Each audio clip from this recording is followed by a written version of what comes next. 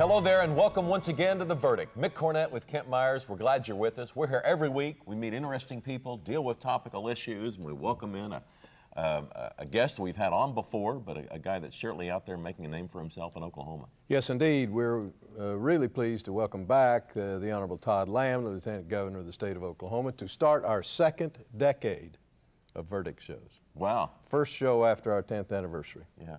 And they said it wouldn't last. Well, let's don't ask him again. Let's don't keep asking that question. Lieutenant Governor Todd Lamb, today's guest on The Verdict. We'll be right back.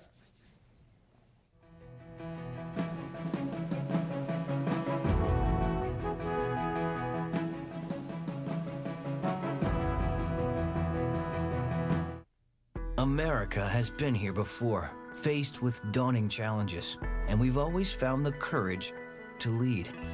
Foreign oil, greenhouse gases, we have the power to do something about them with American natural gas. Chesapeake is forging ahead, converting our fleets to clean-burning natural gas vehicles, encouraging others to do the same. Welcome to America. Chesapeake, America's champion of natural gas. Wilsey, Meyer, Eatman, Tate. We're accountants. We do taxes, business valuations, estate planning, and consulting. And we're right here in Oklahoma, working with the owners of small and medium-sized businesses. Steve Wilsey and Stuart Meyer have the resources and the experience. Wilsey, Meyer, Eatman, Tate in Oklahoma City and Tulsa. I bow my head to pray. I know you hear each word I say. I'm pouring out my heart to you like water. I have faith, I have faith, I have faith in you.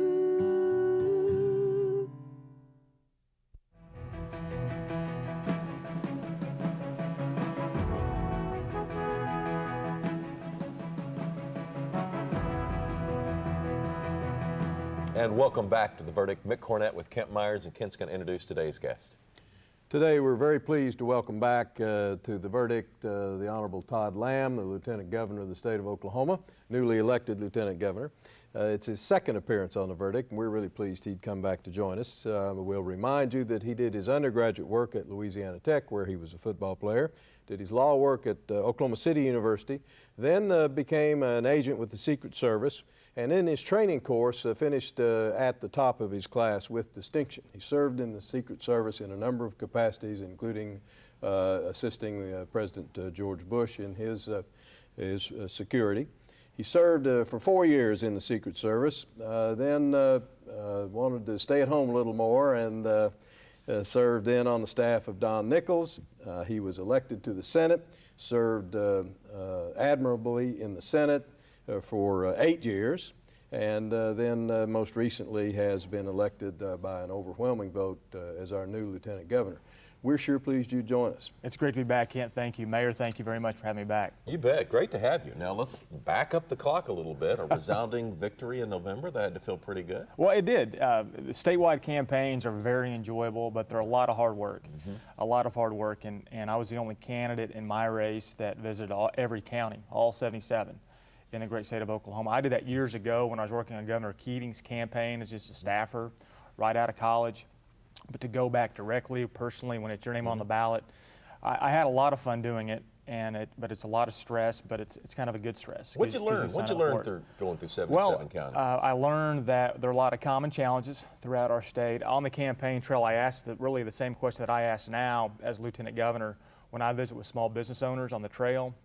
And now my question was, what impedes your opportunity for growth in Oklahoma as a business owner? And 9.9 times out of 10 in all 77 counties, the response was, we need meaningful, comprehensive workers' comp reform. So we have a lot of common challenges. And people talked about the tax code in Oklahoma and the tax structure in Oklahoma and some challenges. But I also learned Oklahoma's filled with great people, hardworking, pioneering spirit, very prideful in the great state of Oklahoma, and extremely optimistic. And most or all Oklahomans believe the best days are ahead of us. What did you learn in smaller cities across the state? How are they different than people who live in Oklahoma City and Tulsa? Well, desires and challenges are very much similar in small communities and rural communities. But what I would share with them is my background being raised in Enid, Oklahoma, not being a metropolitan guy, born and raised, and my conviction of having a focused economic development effort in rural Oklahoma. I said so many times, if rural Oklahoma is not successful economically, Oklahoma will not be successful economically. So really a concerted effort to work together and not just focus on the metropolitan areas, all of that's important, right, and really the lifeblood of our economy, but so is rural Oklahoma. And those leaders in those communities want a healthy economy in their communities, of course, but they also want that quality of life where there are no traffic jams, but a high quality life and a good education system for their children. And that workers' comp issue is universal? You found that in the rural areas as well as in the urban areas? Mayor, I can't think of a community I visited on the campaign trail or since, because I've been very busy since being sworn in, where I've not heard the issue of workers' comp reform raised. Let me ask you about your transition. You grew up in Enid and had a very successful childhood there. Now you're an Oklahoma City or Edmond resident, I guess. What differences do you observe, and are you pleased with the change? The change from moving from Enid to Edmond? Well, I'm still very connected to Enid. Mom and Dad still live there. My sister, brother-in-law, nieces, nephew, they're all in Enid. And so I go back as much as I can. I'm pretty tethered to that community, although I represented Edmond, Oklahoma City in the legislature, as you mentioned in the introduction. I'm excited this coming week, here very shortly, I get to go back to Enid, make a couple of stops. I'm cutting the ribbon at the grand opening of the Cherokee Strip Museum in Enid, but something else I'm doing, very excited about.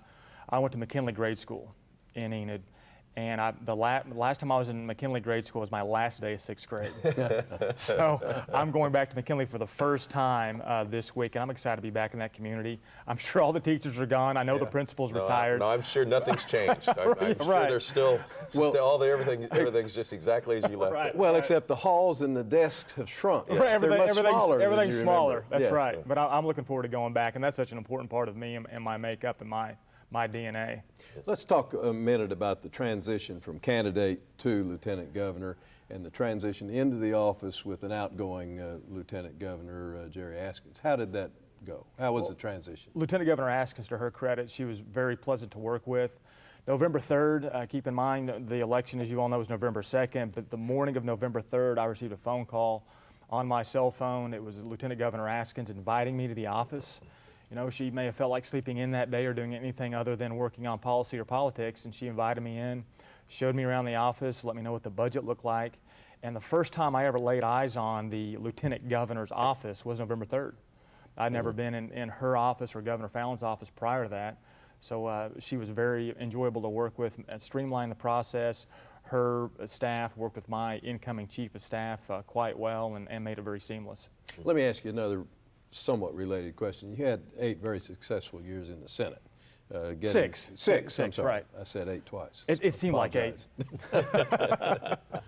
Well, how did that help prepare you for what you're doing now? Well, it's a great preparation and training ground for really anything in life, in the private sector or public sector, to be in an organization, 48 members in the state Senate, a give and take, some heated exchanges, but a lot of heartfelt passion on certain issues, and really just runs the gamut of issues, obviously, with legislation.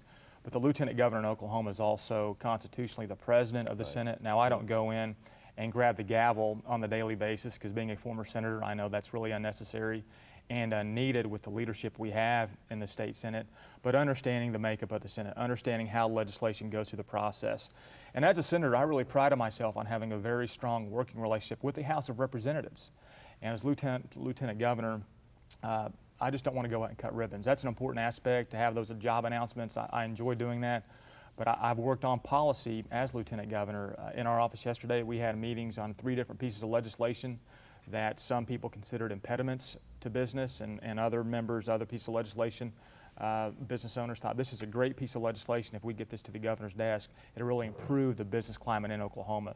So I've worked on that policy, and as I've visited with business owners, I've been able to give them advice with my background in the state Senate. What is your relationship with the state Senate on a daily basis during the session? Are you involved, or do you have your own agenda and separate from what they're doing? Well, Mayor, it really depends on the day. There are days where I don't go up to the fourth floor and visit with Senate leadership or House leadership. But this week, I've not been in the Senate yet for any meetings, but I had a meeting in Floor Leader Dan Sullivan's office yesterday for about an hour and 15 minutes on some policy issues regarding business legislation.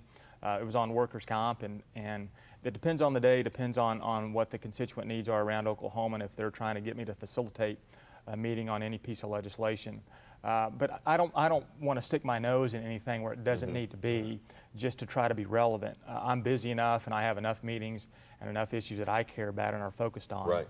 But it depends on the day. Discuss just for a second your role as on the governor's cabinet as an advocate for small business.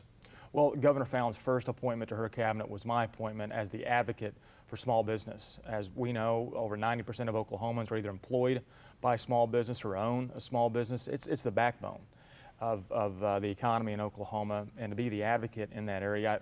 Governor Fallon and I had a lot of our paths crossed on the campaign trail, and she heard what I was discussing, and it's a lot of the same conviction and agenda she has to move Oklahoma forward. So I was honored and thrilled because, as we know, and the viewers may or may not know, the governor doesn't have to bring me into her administration. No governor has to bring any lieutenant governor into their administration, but Governor Fallon has, and my fellow lieutenant governors around the country are somewhat jealous and envious of my position because I'm working with a governor that served for 12 years as lieutenant governor. So she respects the office, appreciates the office, and has really brought me into her fold, and we've worked well together. I would think also with your background in the Senate, you can serve as a communicator, a liaison, or an opinion leader with the governor and the state Senate, and kind of serve in a communications role. And I've done that from time to time. I visit with the governor. This is what I'm hearing as my ears to the ground.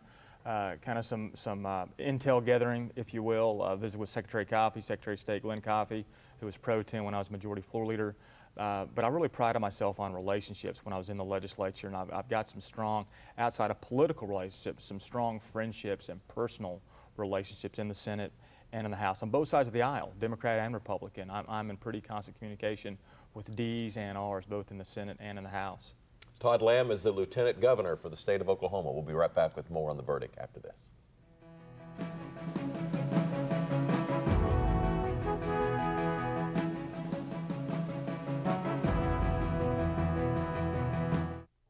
The thing that has made the most sense for me is realizing that I am still an educator, and that is what I do at the Chickasaw Nation. I'm Dr. Amanda Cobb-Greetham. I'm a historian, and I'm Chickasaw. The Chickasaw Cultural Center is amazing. It is a very, very special place devoted to the sharing and to the celebration of Chickasaw history and culture. State-of-the-art technology, exhibits that are not like anything I've ever seen. The Spirit Forest is incredible, and you feel as if you have actually just walked into a forest with huge trees all around you. It's timeless, and yet it's sort of also representative of our time depth, to really just sort of reach through time and touch the past. By the end of the exhibits, you really have a sense of Chickasaw cultural and political resurgence, and the extent to which we are a healthy, dynamic, and vital tribe today. Chickasaws have always been an inclusive people. This is something for the whole community and for the state of Oklahoma. Every time our country imports energy, we're saying we've lost confidence in our own. But Oklahomans know, under the land of the free lies the energy to be brave. Advanced technology has led to vast discoveries of oil and natural gas that have doubled America's supply estimates. Using one well to do the work of 10 in half the time, we're proving that America's best answers will always come from inside our borders. Oklahoma's oil and natural gas industry, advancing our state, empowering our nation. When you have something important to communicate, it becomes clear that there's a lot of competition for your audience's attention. So how can your message stand out and actually resonate with your audience? Legal Graphics has the answers. The team at Legal Graphics will work with you to plan, design, and even test your presentation to ensure your message will be heard and remembered. Call Legal Graphics today to schedule an appointment. The readiness is all.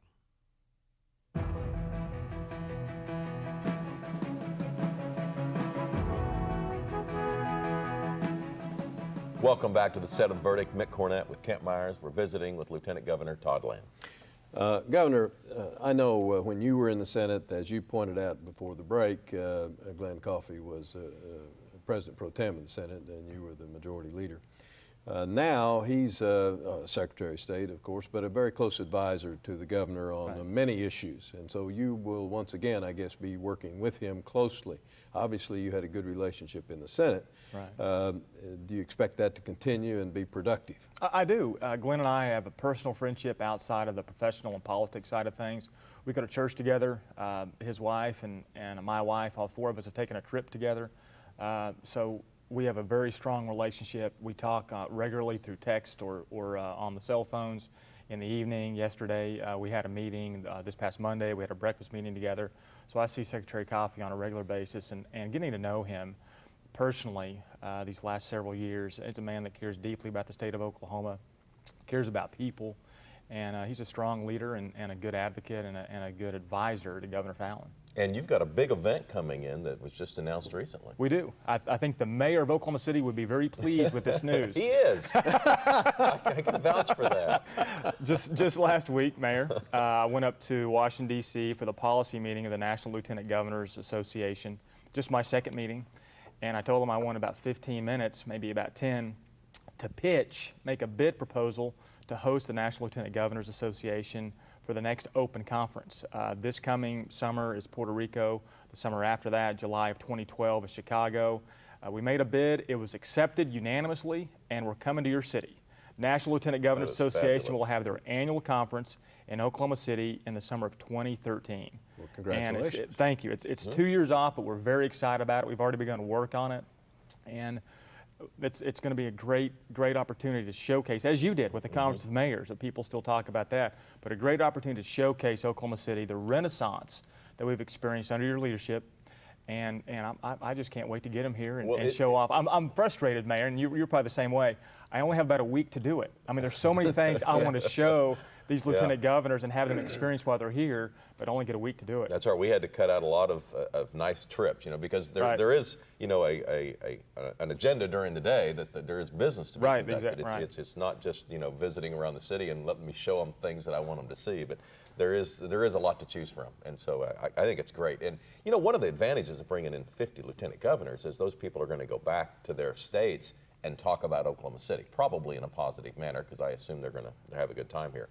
And boy, that word of mouth from a lieutenant governor is very, very valuable for the state of Oklahoma. It's hard to put a dollar value on that, but we spend so much in tourism, and trying to spread the word about Oklahoma. Right. You take 50 lieutenant governors and get them speaking on your behalf, and that's extremely valuable. So thank you for getting out and getting that done. It's my pleasure. I said I'm excited about it. And those lieutenant governors, as you well know, 1 out of 4, they go on to become governor, United States senator, a congressman, congresswoman.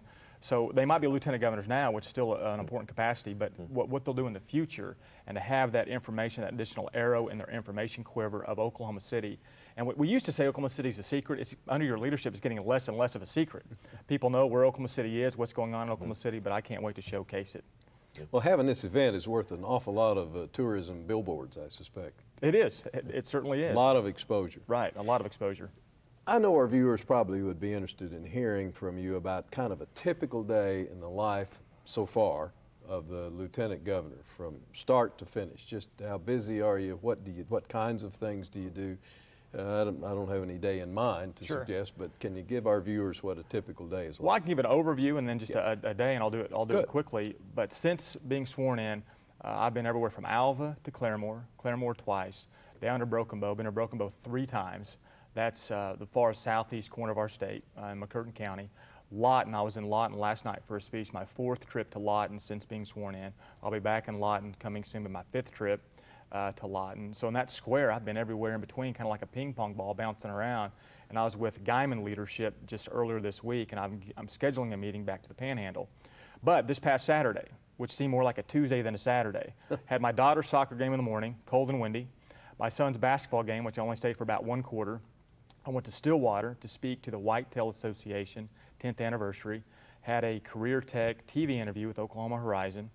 From there I went to Tulsa, met with the senator on some economic issues. From there I went to Claremore. This was all on Saturday. From there I went to Claremore. I toured the J.M. Davis Gun Museum. I visited with the local legislators there, Senator Burge. And then from there, I went and spoke to the Will Rogers. I went to the Will Rogers Museum that evening and spoke to the Progressive Citizen of the Year Award for Rogers County. That was your day off. That was Saturday. On the way home, I said today feels more like a Tuesday than a Saturday. but it's really enjoyable. People in Oklahoma, as we all know around this table, just quality, first-rate people, and I enjoy being with them and visiting with them and getting their suggestions and advice on how to move Oklahoma forward. How are you going to be involved in tourism? Because in the past, at least the past 20 or 30 years or so, the Lieutenant Governor has had different levels of involvement, but fairly significant. Well, one, Mayor, I want to be a personal advocate, as you have been for Oklahoma City, but a personal advocate in this respect. During the campaign trail was our 15th wedding anniversary, right after the primary. So where did we go to spend our anniversary? In Oklahoma. We went to the Cane Break in Wagner, Oklahoma, my wife and I for one night. Our victory trip, after we won November 2nd, I took my wife down to Broken Bow to stay at Lago Vista, a bed and breakfast down there. Spring break 2 weeks ago, the kids were out of school, 11-year-old and a 7.5-year-old. I took them back down to McCurtain County to stay on a houseboat and in a cabin for 2 nights. So I want to be a personal advocate, one. In addition to that, official capacity, I chair the Tourism and Recreation Commission. I work with the Director of Tourism, Debbie Snodgrass, and our commissioners from all around the state. How can we best conserve Oklahoma taxpayer money? Can we spend it wisely? And how do we put our best foot forward with tourism? Because that really dovetails into economic development. Tourism is the 3rd highest grossing revenue in the state of Oklahoma. Do you envision any major changes in the state parks? Well, right now there's discussion to close some of the state parks. That came from the Department of Tourism. Now, keep in mind, I chair the tourism department, but I don't run, I chair the tourism commission, but I don't run the tourism department. So there's been a proposal out there to close some of our state parks. And it's just challenging. With a $500 million shortfall, something's going to be cut. And that's not the desire of anybody, but we got to streamline government and we've got to save taxpayer money. But I presume in the short run, something could be closed, and when things brighten up, they could be reopened. Well, it's not like you're getting rid of it. Certainly, and just because the state may not run the park any longer, there's an agreement over in Heavener. Director Snodgrass told me that the state will no longer run the state park, but Carl Albert State College is going to pick that tab up and they're going to operate. So the park in that instance is going to remain open, but it will not be, quote, a state park. Right. So there'll still be opportunities for recreation for citizens around the state. We've got less than a minute to go, but I want you to discuss the budget and explain to Oklahomans why the state's in the situation it is and how bad the situation is with revenue. Well, it's good news, bad news. It's bittersweet, like a lot of news that comes from any legislature. I sit on the Board of Equalization, which certifies the monies the legislature can appropriate. The good news and challenging good news is that we have a $500 million shortfall when we thought back in December it could be closer to $1 billion. So it's still a shortfall, but it's not as bad as we thought it would be. Now, with that, challenges present some great opportunities to examine government. As Governor Fallon has said, we operate many times in an 8-track capacity when we're now in an iPod world. That gives us an opportunity to look at technologies. Do we have any duplicative services in Oklahoma, and what can we do to save the taxpayer money, streamline government for business, and provide opportunities for our citizens and those essential services that we should provide to our citizens. But the legislative leaders and the governor have been working tirelessly around the clock on the budget with a $500 million shortfall, examining things. What can we cut in government? What can we not cut in government? And we will remain and wait and see what happens the last week of session. Like most sessions. Governor, thank you for coming on. Thank you, Mayor. Thanks again. Good luck to you. Lieutenant Governor Todd Lamb, today's guest on The Verdict. Kent and I'll have a final word when we get back.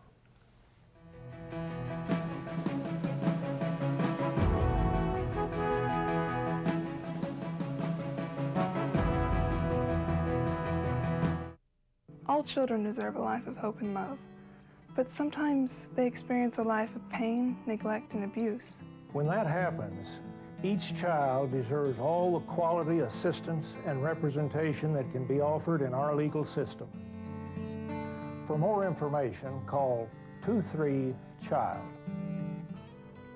Oklahoma Lawyers for Children, helping to bring hope and love back to the lives of abused children.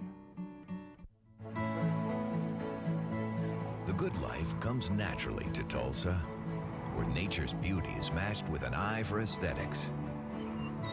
A legacy of neighborhoods graced with lawns and landscaping and handsome homes. A place that seems to have patented an ideal lifestyle. Bank First is loyal to the quality of life Tulsa assures its citizens to the priority placed on education, culture, and growth. Loyal to builders who transform raw land into residential charm. Developers who see opportunity and add vitality to Tulsa's economy. Bank First serves both enterprise and private lives that need a loyal partner. It's how we help nurture this city's very good life. Bank First. Loyal to Oklahoma. Loyal to you. In Oklahoma, we enjoy a high quality of life due to good, well-paying jobs. Commercial real estate professionals play a significant role in bringing new businesses and investment to Oklahoma.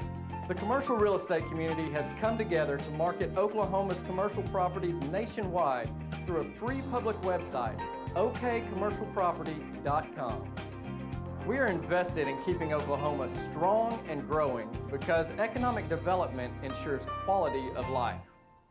The Journal-Record is pleased to be a sponsor of The Verdict. The Journal-Record, since 1903, the best source of Oklahoma business news and legal information. And for almost 30 years, Oklahoma political, government, and business leaders have turned to the McCarville Report for accurate, reliable, inside information. Visit the McCarville Report online.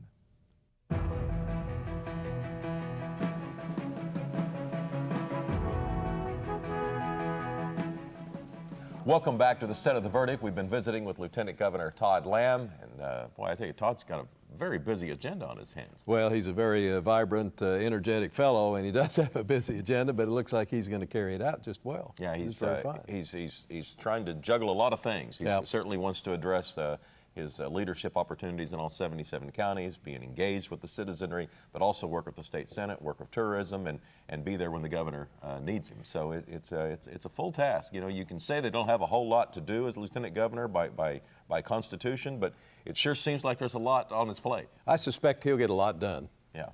Well, let's go to our list of websites, because we have a couple of websites that'll give you more information on Lieutenant Governor Todd Lamb. His website is ok.gov/LT-Governor. That's ok.gov/LT.Governor. And then there's no dot in there. LT Governor. Well, you see it on the screen. You can go to our website. Go to our website, theverdict.tv. Tell us about a show you'd like to see. We'll see you next week.